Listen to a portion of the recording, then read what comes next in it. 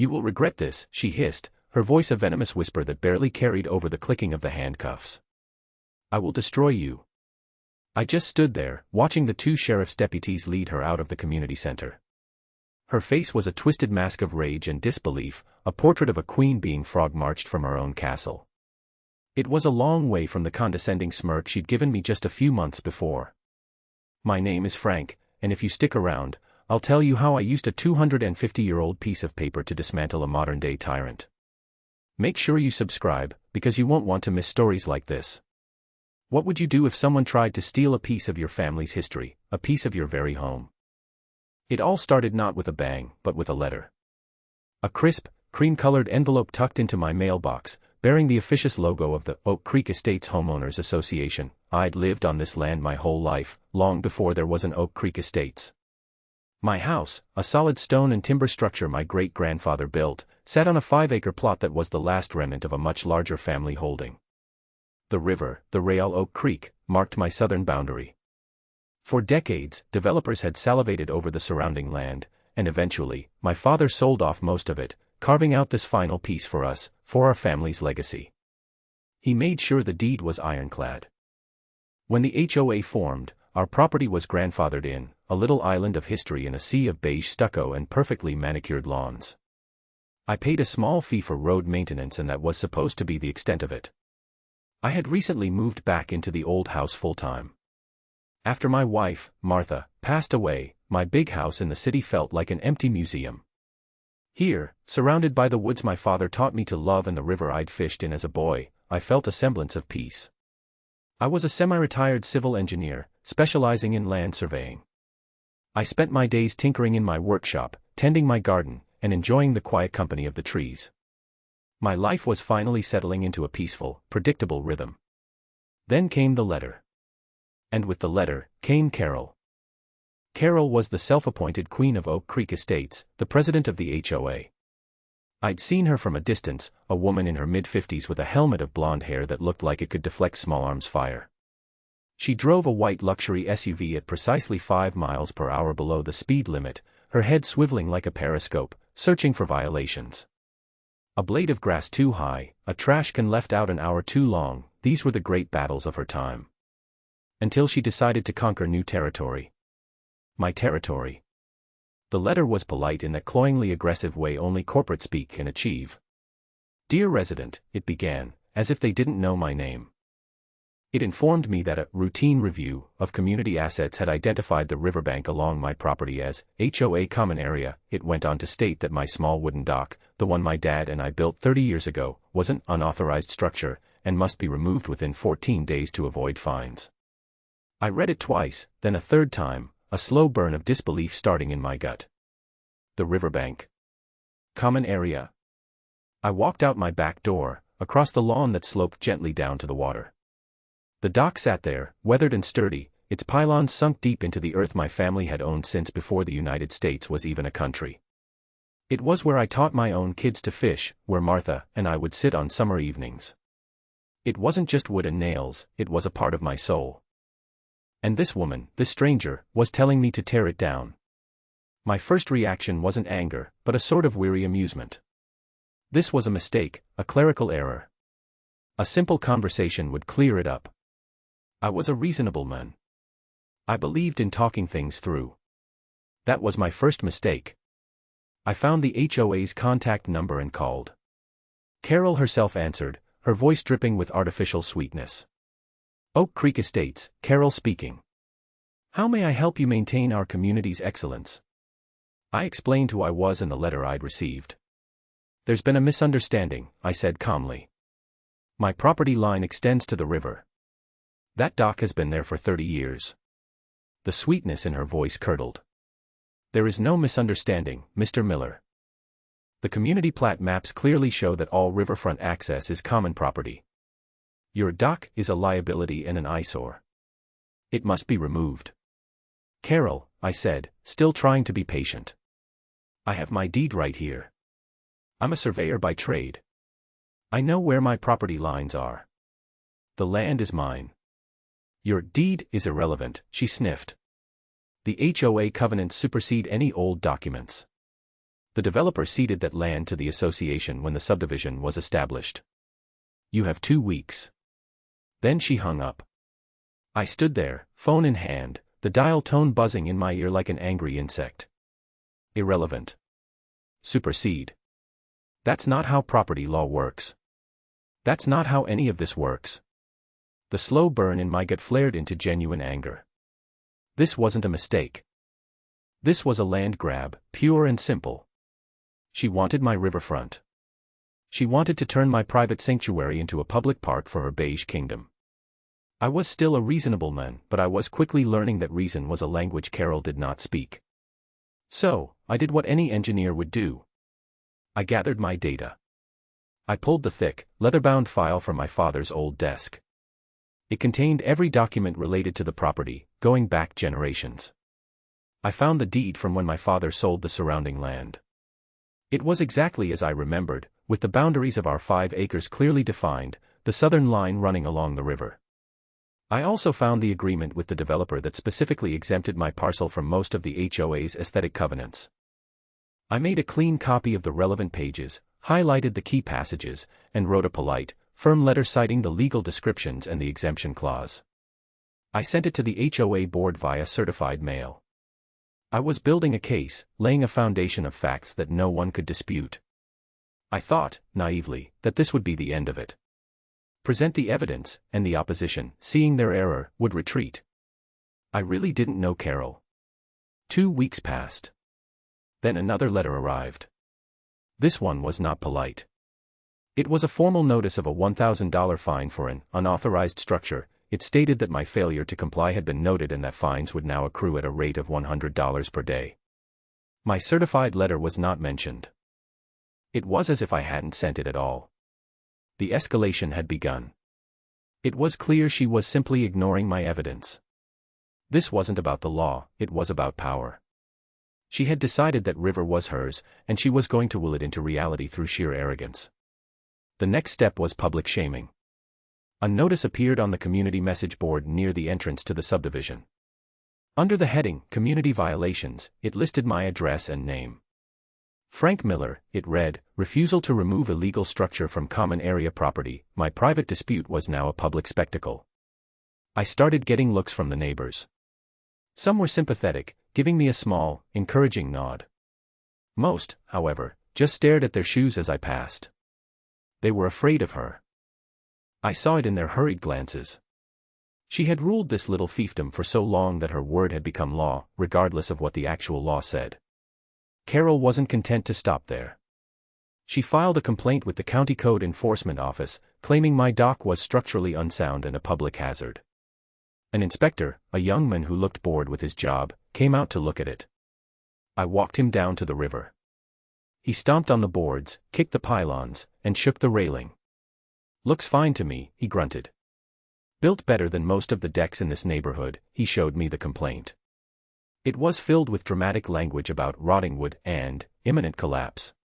She does this a lot, the inspector said, shaking his head. Calls about everything. Wastes a lot of our time. He signed off on his form, marking it, no violation found, and left. It was a small victory, but it only seemed to make Carol angrier. It was like I had questioned her divine right to rule. The fines kept coming, the envelopes piling up on my kitchen table, a monument to her relentless obsession. I wasn't paying them, of course. They were illegitimate. But they were a constant, irritating presence, a reminder that she wasn't going to stop. The situation was a pressure cooker, the steam slowly building.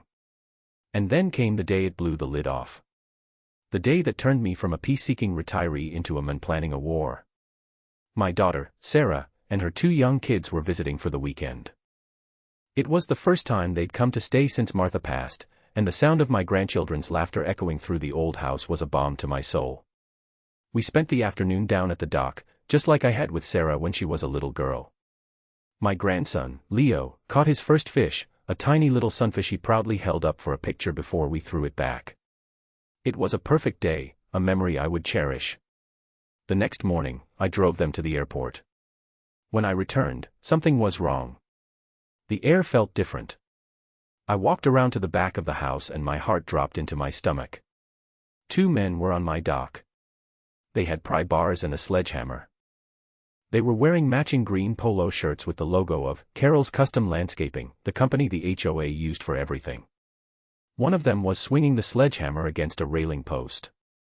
Splintered wood lay scattered across the deck boards. A red haze descended over my vision. I don't remember crossing the lawn. I only remember the feel of the pry bar in my hand after I'd snatched it from one of the men.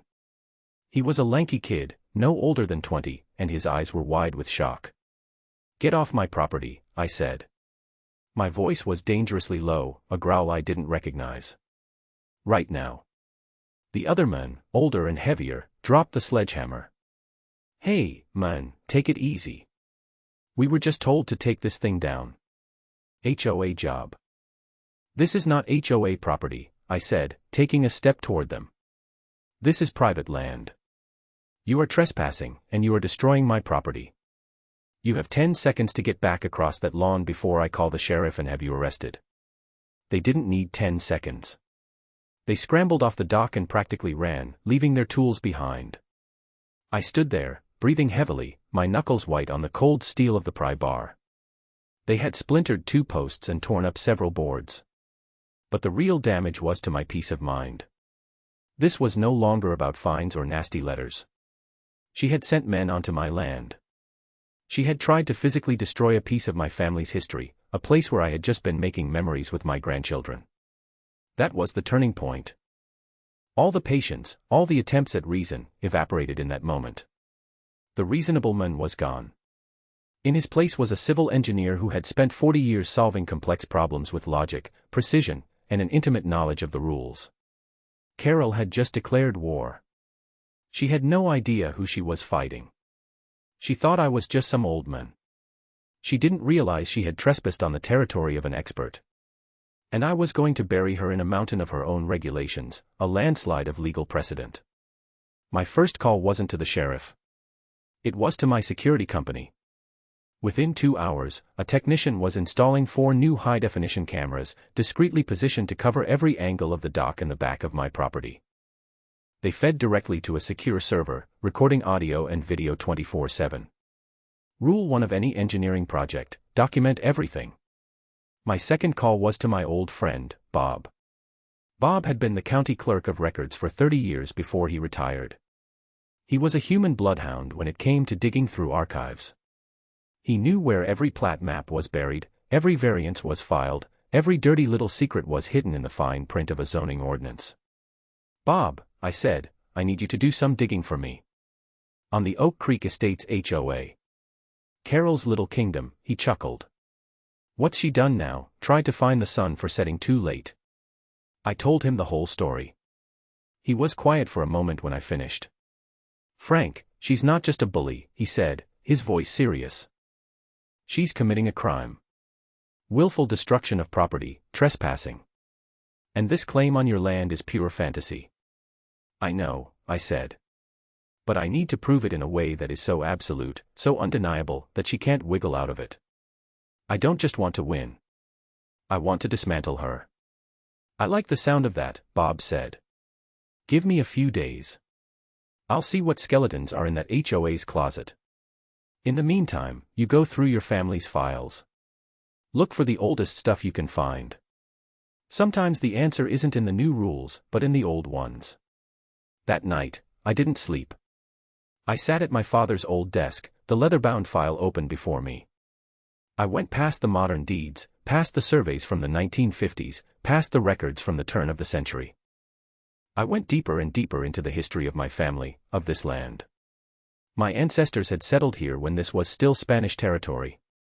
They had built a life from this soil, from this water. And then I found it. It was tucked into a stiff oilcloth sleeve at the very back of the binder.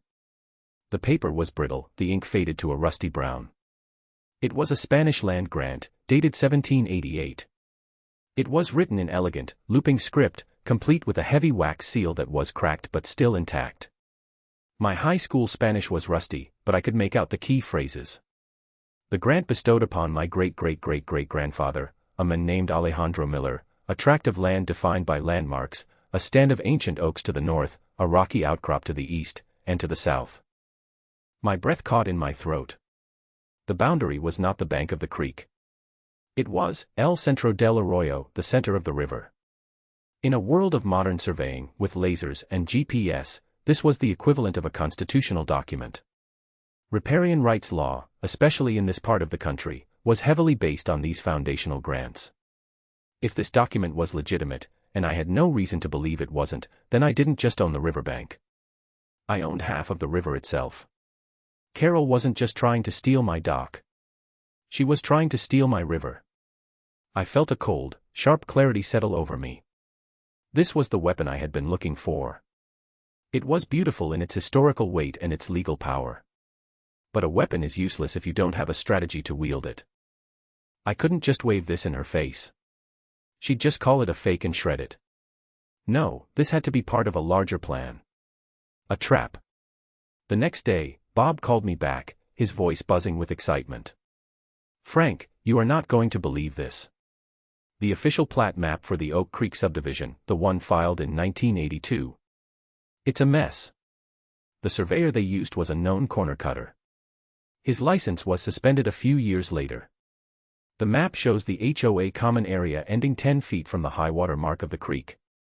It never included the riverbank at all. So her entire claim is based on a lie," I said. "Not just a lie," Bob corrected. "It's based on a fraudulent reading of a shoddy map. She's just been saying it's HOA land for so long, no one's ever bothered to check. But there's more. The original articles of incorporation for the HOA are also a mess. It looks like they may have missed some key filing deadlines with the state over the years. Technically speaking, Frank, I'm not sure the Oak Creek Estates HOA legally exists in its current form. The pieces were all slotting into place.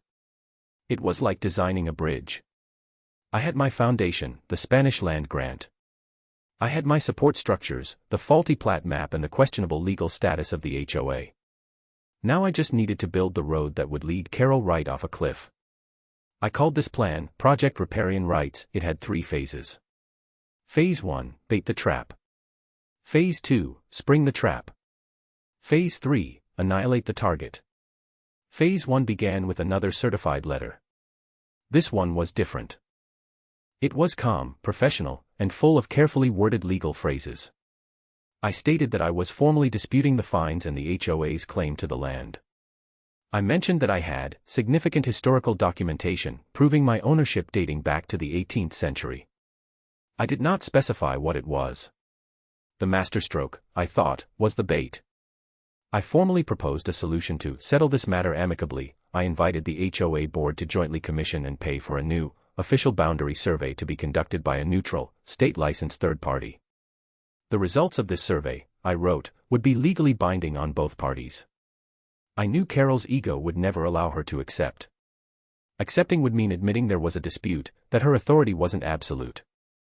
It would also mean spending HOA money on something that might prove her wrong. She would see it as a challenge, a sign of weakness on my part. And she would react predictably, with overwhelming, arrogant force. I was counting on it. I sat back and waited, watching my new cameras and the steady accumulation of fines in the mail. I was no longer angry. I was a strategist watching the enemy advance into a pre-planned kill zone. A week later, my bait was taken. A notice was posted on every mailbox in the subdivision. Special HOA meeting, the headline screamed in an aggressive, bold font. Topic: Enforcing community covenants and reclaiming HOA common areas from encroachment. It was scheduled for the following Wednesday at the community center. My name wasn't mentioned, but it was clear who the encroachment was. This was it. She was calling a public tribunal to humiliate me. She was going to use the pressure of the entire community to try and break me. It was exactly what I wanted. The night of the meeting, the community center was packed. It seemed every homeowner was there, drawn by the scent of drama. I saw the fear in some of their faces, but also a flicker of curiosity. Maybe, just maybe, someone was finally going to stand up to the queen. I took a seat in the back row, a small digital audio recorder in my pocket and a file folder on my lap. Carol stood at the podium, beaming like a dictator on a victory tour. She started the meeting with a long, rambling speech about community standards, property values, and the importance of rules. Then, she turned her attention to the main event. As many of you know, she began, her voice dripping with faux concern, our beautiful community is facing a challenge. A challenge from an individual who believes he is above the rules that govern the rest of us. She didn't use my name, but every head in the room turned to look at me. This individual has illegally constructed a private dock on your community riverfront, she said, her voice rising. He has refused our polite requests to remove it. He has ignored our official notices. He has tried to intimidate us with baseless legal threats and I find this part particularly insulting, he has sent us letters claiming to have historical documents. She paused for dramatic effect, letting a wave of murmurs ripple through the crowd. Let me be clear, she said, leaning into the microphone. This HOA does not recognize dusty, irrelevant scraps of paper. We are governed by the official, recorded plat map of this subdivision. That map clearly shows the riverfront is common property. It belongs to all of us. A smattering of applause came from her loyal cronies in the front row. He has even had the audacity, she continued, her face flushing with indignation, to propose that we, the HOA, spend your money to survey his property. He wants you to pay for his attempt to steal your land. Now there were angry mutters directed at me. She was playing them like a fiddle. We will not be bullied, she thundered. This board has voted unanimously. If the illegal structure is not removed within 48 hours, the HOA will hire contractors to remove it, and the full cost, along with all accrued fines and legal fees, will be placed as a lien on the individual's property. She was laying it all out. Publicly declaring her intent to trespass and destroy my property. It was more than I could have hoped for. My little audio recorder was capturing every self-incriminating word. She finished her speech and asked if there were any questions, clearly not expecting any. I stood up. A hush fell over the room. All eyes were on me. Carol's smile tightened. Yes, she said, as if she didn't know my name. Frank Miller, I said, my voice calm and even. I have a question. You mentioned that your actions are based on enforcing community rules and preventing illegal activities. Is that correct? She looked momentarily confused by the simple question. Of course. That is the primary function of the board. Good, I said. In that case, I'd like to present some evidence of a recent illegal activity that took place on what I believe you'll find is, in fact, private property. I walked to the front of the room. I had brought a small, portable projector. Before she could object, I had it connected and an image flashed onto the screen behind her. It was a crystal clear, high-definition video.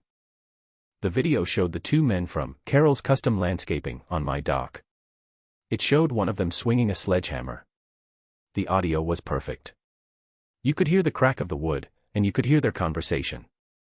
Are you sure she said to do this now? One of them asked. Yeah, the other replied. She said the old guy would be gone for a few hours. Said she wanted it to be a surprise for him when he got back. The room was utterly silent. You could have heard a covenant drop. People were staring at the screen, then at Carol, their mouths hanging open. I let the video play for a full minute before I turned it off. As you can see, I said, turning to face the crowd, the HOA, under Carol's direction, has already sent men to trespass and destroy private property. My property. Carol's face was a mottled red. She was sputtering, trying to form words. That was approved maintenance. On a dangerous structure. On common land. Then why did you tell them to do it while I was away? I asked simply. Why did you want it to be a surprise? She had no answer. She just glared at me, her eyes filled with pure hatred. You were filming them. That's an invasion of privacy. That's illegal. In this state, I said, my voice still level, it is perfectly legal to film anyone on your own property. And as we'll soon discover, they were most definitely on my property. I hadn't shown them the land grant yet. That was my ace in the hole. This was just the first reveal, the jab to test her defenses. And she had reacted exactly as I'd expected, with denial, rage, and threats. The foundation of her credibility had just cracked. The neighbors were looking at her differently now. The fear was being replaced by doubt. The trap had been sprung. Now it was time for the final escalation. I knew she wouldn't back down. Cornered animals are the most dangerous. I went home that night and double-checked the locks on my doors. I knew her retaliation would be swift, and it would be vicious. I was not wrong. Carol's campaign against me went from quasi-legal harassment to outright personal warfare. The very next day, a notice appeared on the community bulletin board. It was no longer a simple violation notice. It was a full-page screed, written by Carol, accusing me of being a dangerous and unstable individual, who was harassing and secretly recording his neighbors. It hinted that I was a threat to the community's children. It was libel, pure and simple. I carefully took a photograph of it before someone with a cooler head tore it down a few hours later. Then came the phone calls. The first was from the state's Professional Engineering Licensing Board. Someone had filed a formal complaint against me, accusing me of gross negligence on a project I had completed 5 years ago. It was a pack of lies, easily disproven, but it meant I had to hire a lawyer and spend weeks compiling documentation to defend my professional reputation, my very livelihood. The complaint was anonymous, but I knew exactly who was behind it. The second call was the one that truly crossed the line. It was from a social worker at Child Protective Services. "Mr. Miller," the woman said, her voice professional but firm. "We've received an anonymous report expressing concern for the welfare of your grandchildren when they are in your care." The blood drained from my face. I felt a cold fury that eclipsed anything I had felt before. To bring my family into this, to use my grandchildren as pawns in her petty game of power, it was monstrous. I spent an hour on the phone with the social worker, a very patient and understanding woman who, I could tell, dealt with malicious, unfounded reports all the time. I explained the situation with the HOA. I offered to provide character references, security footage of my grandchildren happily and safely playing by the river, anything she needed. By the end of the call, she sounded satisfied that the report was baseless, but she still had to make a home visit, just for the record. When I hung up the phone, I was trembling. Not with fear, but with a righteous rage. My carefully constructed plan, my methodical engineering approach to this conflict, suddenly felt too slow, too clean. I wanted to see her ruined. I wanted to see her stripped of everything she held dear, just as she had tried to do to me. And that, as if on cue, is when the universe delivered me the final piece of the puzzle. An unmarked envelope appeared in my mailbox. There was no return address. Inside was a USB flash drive and a single, typewritten note. "She's gone too far," the note read. "She's going to drag us all down with her. Use this. A concerned husband." My hands were shaking as I plugged the drive into my computer. It contained scanned copies of documents. Bank statements, invoices, emails. It was the HOA's entire financial history for the past 5 years, the real history, not the sanitized version presented at the meetings. It was a treasure trove of corruption. Carol's husband, a quiet accountant I'd only ever seen meekly trailing in her wake, had given me everything. There were invoices from Carol's Custom Landscaping, the company that had tried to destroy my dock, for amounts that were wildly inflated. Tens of thousands of dollars for riverbank erosion control on a riverbank they didn't even own. There were payments from the HOA account directly to a credit card I soon discovered was in Carol's name. Payments for spa days, for designer handbags, for a cruise to the Bahamas. She was using the residents' money as her personal slush fund. The smoking gun was an email chain between Carol and the owner of the landscaping company, who I now suspected was a relative or a close friend. They were discussing kickbacks. For every inflated invoice the HOA paid, he was kicking back 20% to her in cash. It was embezzlement, fraud, and conspiracy, all laid out in black and white. She wasn't just a power-hungry bully. She was a common criminal. The anonymous note from her husband made sense. He was an accountant. He saw the coming financial and legal implosion and was trying to get out from under it. He had just handed me the equivalent of a tactical nuclear weapon. My original plan, Project Riparian Rights, was now far too small. This wasn't about a dock anymore. It was about liberating an entire community from a corrupt tyrant and seeing that justice was served. I copied the contents of the flash drive to a secure hard drive, then I wiped the original. I put all my documents in order, the certified copy of the Spanish land grant, the video of the attempted destruction of my dock, the photos of her libelous notice, the documentation from the engineering board and CPS, and now, the explosive financial records. I had a case that was not just ironclad, it was bomb-proof. The next morning, I didn't call a lawyer. I didn't call the local police. I walked into the district attorney's office for the county and asked to speak with someone in the white-collar crime division. I spent 3 hours with a sharp, no-nonsense investigator named Detective Martinez. I laid out the entire story, from the first letter to the flash drive. I presented my evidence chronologically, fact by fact. I watched his expression go from weary skepticism to intense focus. When I played the video from my security camera and then showed him the bank statements, he leaned back in his chair and let out a low whistle. "Mr. Miller," he said. "You've done our job for us. This is one of the cleanest cases of fraud and embezzlement I've ever seen." He told me they would be opening a full investigation immediately. He asked me to keep quiet for a little while, to let them gather what they needed to secure a warrant. He also had an idea. "She's already called a public meeting to lynch you," he said with a wry smile. "It seems only fair that her downfall happens in public, too. Let her call another one. We'll be there." The final showdown was set. But instead of me petitioning for a meeting, the DA's office took a more direct route. Citing the evidence of financial mismanagement, they, along with the state attorney general's office, legally compelled the HOA to hold a special meeting for a full financial review and an election to replace the board. The notice, sent by a third-party legal firm, was posted throughout the neighborhood. The meeting was scheduled for 2 weeks later. The air in Oak Creek Estates was thick with tension and rumor. Carol tried to spin it as a victory, a chance to clear the air of baseless accusations from a disgruntled resident. She had no idea what was coming. She was a captain on the Titanic, celebrating the iceberg for adding some much-needed ice to the drinks.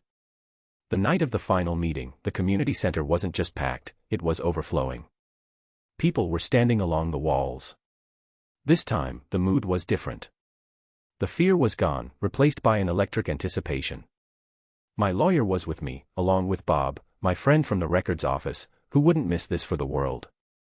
At the back of the room, looking like concerned residents, were Detective Martinez and 2 other plainclothes officers. Carol took the podium, but her usual confidence was brittle. She launched into a defensive speech, portraying herself as a victim, a dedicated volunteer under attack from a vindictive outsider. It was a pathetic performance. When she finished, the lawyer from the third-party firm, a Mr. Davies, stepped up. "Thank you, Carol," he said with cool professionalism. "We will now move to the financial review. Mr. Frank Miller has requested to present some documents to the community." All eyes turned to me. I walked to the front, my file folder in hand. I felt a strange calm. This was just the final phase of the project, the part where you cut the ribbon. "Good evening," I began, my voice amplified by the microphone. "For the past few months, Carol and the board have claimed that I am trying to steal your land. They have based this claim on their interpretation of the community plat map. I'm a surveyor, so I prefer to work with primary sources. This," I said, holding up a large, professionally mounted and certified copy of the Spanish land grant, "is the primary source."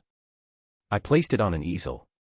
I used a laser pointer to trace the boundaries described in the elegant 18th century script.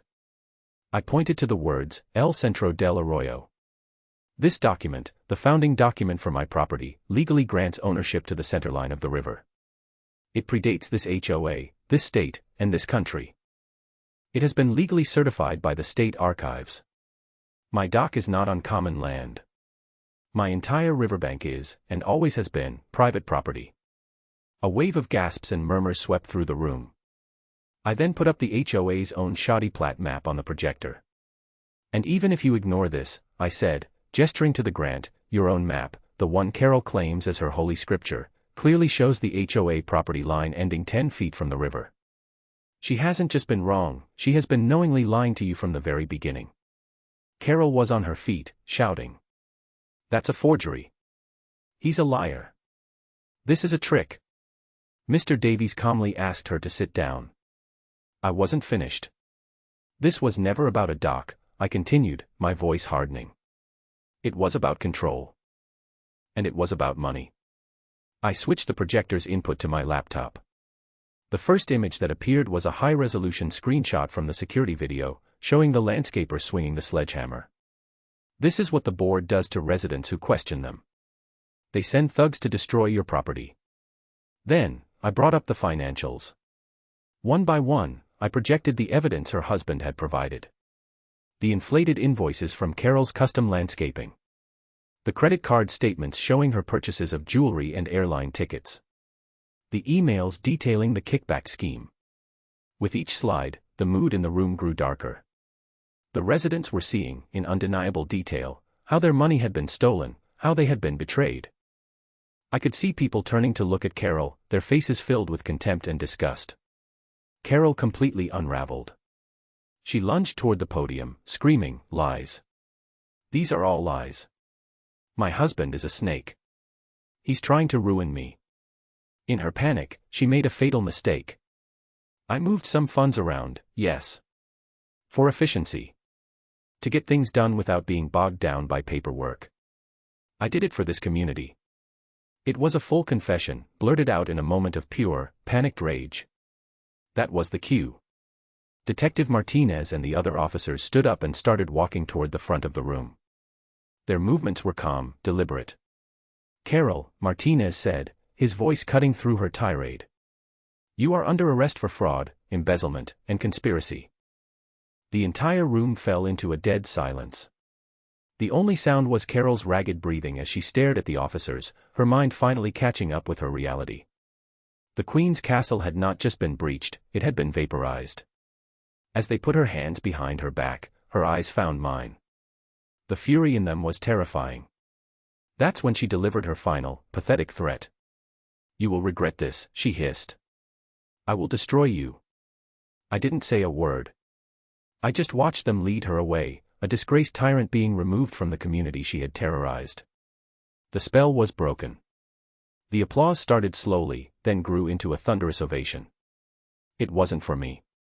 It was for the return of sanity, for the end of a long nightmare. The aftermath was swift and decisive. The HOA was fundamentally restructured. A new, sensible board was elected, comprised of neighbors I'd come to respect. They immediately voided all of my fines and issued a formal, public apology.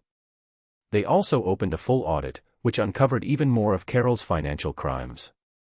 Carol's life, as she knew it, ceased to exist.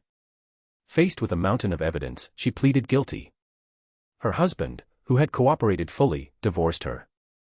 The court ordered her to pay full restitution to the HOA, forcing the sale of her house and all her assets. She was sentenced to 5 years in state prison. Her last, impotent threat to me echoed into nothingness. She had destroyed no one but herself. The community began to heal. The oppressive atmosphere of suspicion lifted, replaced by a new sense of cooperation. People started talking to each other again. The ridiculous rules she had enforced with an iron fist were systematically dismantled. Oak Creek Estate started to feel like a neighborhood instead of a prison camp. And me? I found the peace I had been looking for. I often sit on my dock, the one my father and I built, watching the river flow by. It's quieter now, calmer. The wood still bears a few scars from the sledgehammer, and I've left them there as a reminder. A reminder that sometimes, you have to fight for your peace. That bullies only have the power you give them. And that sometimes, the oldest rules are the ones that matter most. Standing up to a tyrant isn't easy. It takes patience, it takes courage, and it helps to have a 250-year-old Spanish land grant in your back pocket. Justice, I've learned, is a project that requires a solid foundation and a meticulous plan. When you build it right, it can withstand any storm. So, let me ask you, what's the most ridiculous rule you've ever had to deal with from an HOA or a neighbor? Let me know in the comments below. And if you enjoyed this story of how an old engineer brought a corrupt HOA to its knees, make sure you hit that subscribe button. Because believe me, everyone has a story, and you never know when another one might need to be told.